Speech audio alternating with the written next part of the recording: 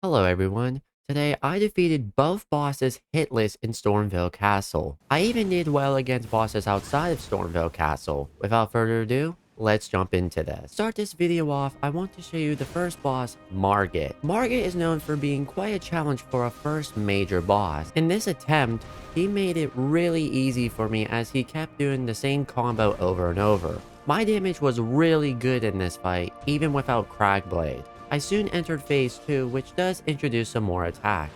I'm just glad that this boss has more moves than just the one combo. Even with these new moves, he still chose to do the combo. I'm not complaining about it, but I'm more confused about it. I did hit a stagger on Margit and repulsed him for the victory. With another talisman pouch, we can put the green turtle talisman we got in the last video. We make our way to Stormveil Castle, one of my favorite areas in Elden Ring. This NPC wanted me to go into Stormveil Castle in a different way. For people who don't know, you can go through the front gates or the little passage. I only opened the gates here just in case if I wanted to get a little something later. In the meantime, I took the passageway for an easier time. I also explored a little bit around where you meet the first bird enemy, and I'm surprised I didn't see this earlier. Even when I'm playing this game again, you often encounter things you haven't before. I found a view of the tutorial area from Stormveil Castle. I like that you can see either earlier or later areas from different points of the game. I baited these enemies into throwing their bombs into barrels, which made this part a bit easier. After that, I got locked inside with a banished knight. Thankfully, these enemies may look heavily armored, but are pretty easily staggered with my great axe. I found the key to get out of here and witnessed two enemies who somehow completely missed me when I was right in front of them. What were the hitboxes on those attacks? I found myself another beautiful view while grabbing the claw talisman. Why are the shots in this game so good? I ran past everyone in the courtyard and saw this Omen kill this dog. Looks like he doesn't like dog. I ran all the way to the next side of Grace afterward and face off against Godric the Grafted.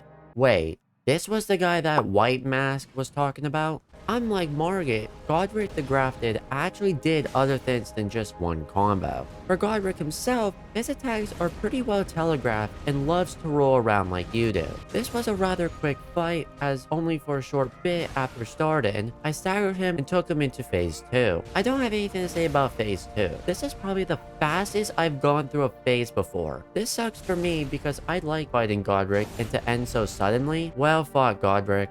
Well fought. I returned to the Dragon Burrow to fight the Putrid Avatar. These enemies are basically the Erdtree avatars, but with a change to their AoE attack. This area of effect can give you Scarlet Rot, and it's not fun when you have it. This was another fight I did hitless, but these enemies are very easy. I wasn't trying to get greedy at any point, as this enemy can one-shot you. I think you have to fight this boss at a higher level. I got one of the most satisfying staggers I've ever seen, and look how close the Putrid Avatar was to hitting me. If I was any closer, I would have died. One more hit after the AoE attack and it was down. You may be wondering why I decided to defeat this enemy early. Yep, those are a lot of runes for levels. I went back to Stormveil Castle to sit on the throne and access the second area, Liurnia of the Lake. I donated 10 runes to the sorcerer, which he didn't have anything worth buying. After riding my horse for a bit, I found a map guarded by enemies. I lured them out one by one and grabbed that map. While looking at the view, I heard an NPC who needed help. I had to get her necklace back from someone. They wanted payment in order for me to get said necklace. I paid up the 1,000 runes for it and gave it back. Kindness is free and more people should do it. I grabbed the second map of Liurnia and the academy key behind this dragon. How did the dragon not notice me? With the key, I made my way to the lift of deathless. I'm not going up this lift, but only get this grace for later. If you're liking what you see so far, why not consider leaving a like and subscribing to the channel? Leaving a like will help this video get pushed out to others, and your support helps me keep making videos like this. Remember seeing that castle in the last video? Well, we are going there next. The boulders weren't a problem, and I hunted a scout for the Ash of War Flame and Strike.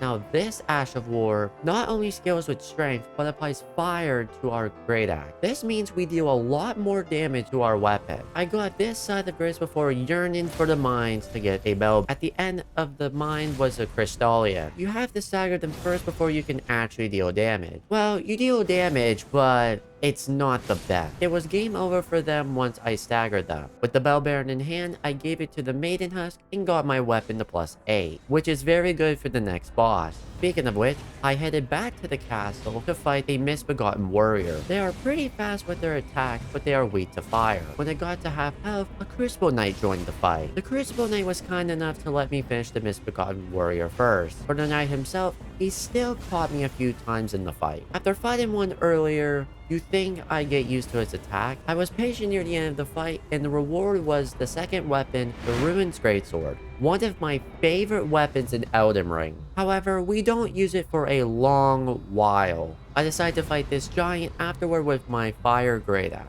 This damage is ridiculous for a +8, and the giant went down quickly. We reached Caria Manor, which didn't have anything important go on other than the boss. Loretta isn't too bad, but since she's in the water, we do a little less fire damage. For those who don't know, if a boss is in the water, it means they take more lightning damage, but less fire damage. She does like to use her magic in phase 2, but that didn't concern me at all as I finished her quickly after. We did a lot in this video for Elden Ring. I wasn't expecting to do 3 bosses hitless and do very well against the others. Hopefully we continue this great streak. Comment below what you thought of this video, and remember, we can reach for the stars while keeping our feet on the ground. Thank you so much for watching, and have a wonderful and safe day.